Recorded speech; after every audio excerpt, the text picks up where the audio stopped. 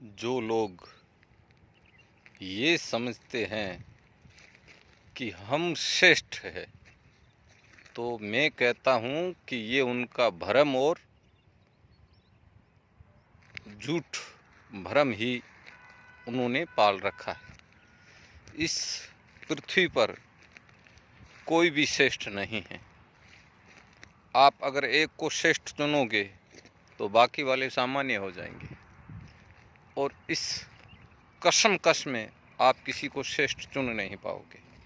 मगर आप अपने ही मन में किसी को श्रेष्ठ बना के रखते हो, वो एक अलग बात है।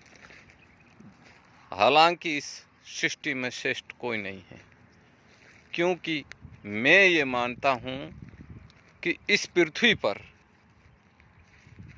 95% में 5% लोग समझदार है।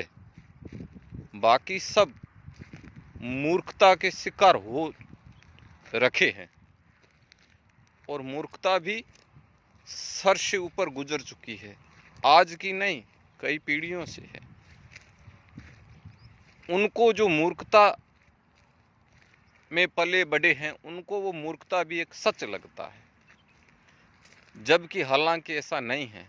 जब वो मूर्खता का पर्दा उठा के देखेंगे, तब उनको जाके जागृति का एहसास होगा। जैसे कि दुनिया में कुछ ही लोग चंद जागे थे, जैसे बुद्ध जागा था, जैसे ओशो जागा था, जैसे कबीर जागा था। ये लोग मूर्खता से बाहर की श्रेणी में आ गए थे,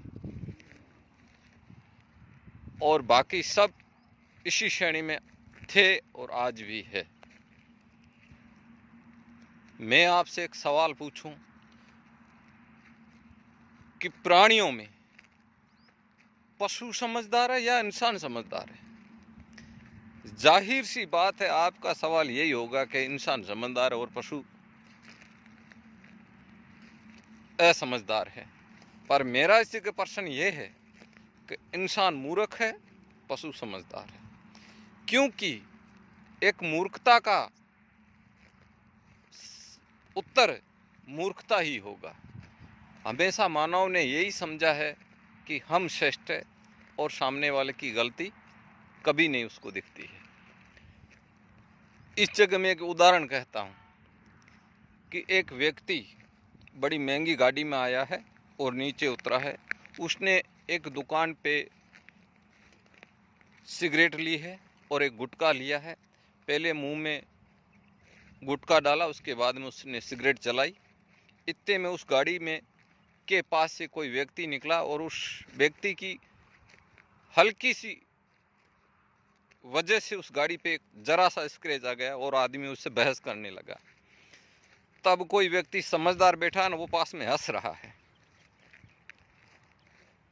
वो व्यक्ति पास में बैठा जो हंस रहा है। तब उस गाड़ी वाले ने पूछा, साला हमारा यहाँ बहस चल रही है, आप हंस रहे हैं? तो हंसने वाला व्यक्ति गाड़ी वाले से बोलता है कि तुम्हारी जो मूर्खता है उस पर मुझे हंसी आ रही है। तो बोले क्यों? क्योंकि जब तुम्हारा पैसे से जो खरीदी हुई तो उस गाड़ी, उस पर जरा सी स्क्रैच आने पर तुम उसको व्यक्ति को भला और बुरा बोल रहे हो, लेकिन आपका जीवन और आपका जो शरीर, इसका क्या मूल्य आपने नहीं समझा, और आपने इसमें पैसे दे के कचरा और मुंह में डाला, तब मुझे हंसी आ रही है। इसलिए इस पृथ्वी पर कोई श्रेष्ठ नहीं है। डीएनए ये बता सकता है कि आदमी की मृत्यु जवानी में हुई है, बुढ़ापे में हुई है, बचपन में हुई है, और ये गोरा था या काला था, ये डीएनए बता सकता है। मगर डीएनए ये कभी नहीं बताएगा कि ये हिंदू था, ये मुसलमान था, ये ईसाई था, क्योंकि वो कभी था ही नहीं।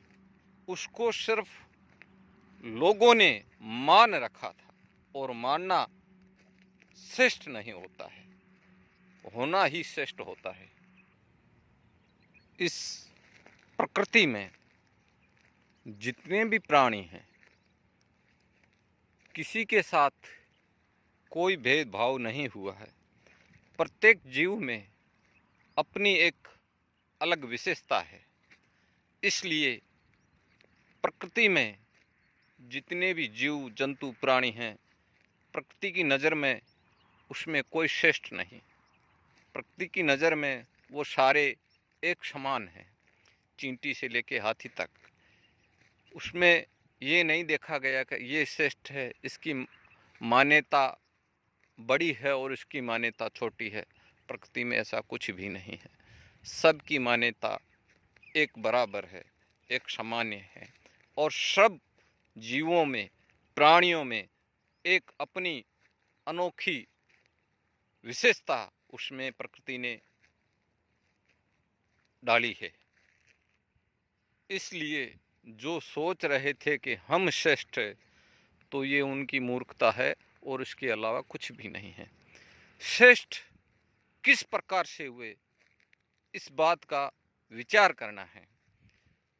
जो प्राणी इस पृथ्वी पर है, वही सब प्राणी इस पृथ्वी पर ही खड़े हैं, रह रहे हैं, जीव है, जीवित है।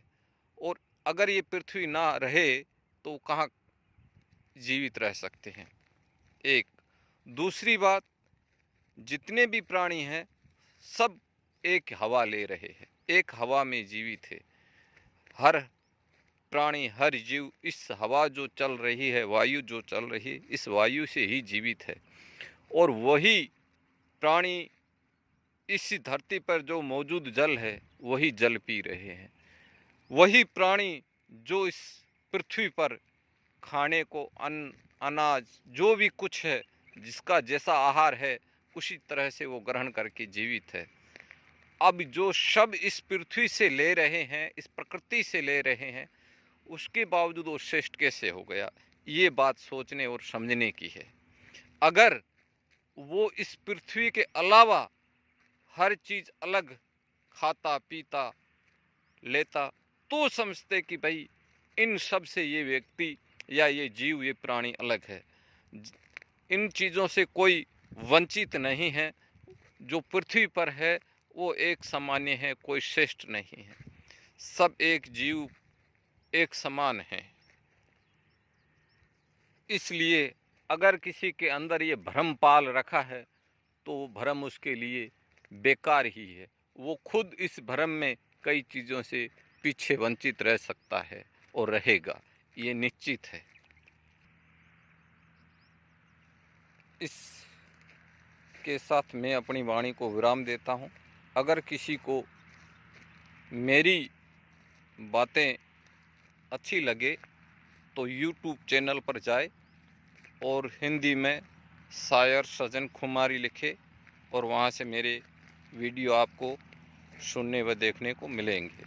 इसके साथ सब प्रकृति के प्राणियों व जीवों की अच्छी कामनाएं करते हुए मैं अपनी वाणी को यहाँ विराम देता हूँ।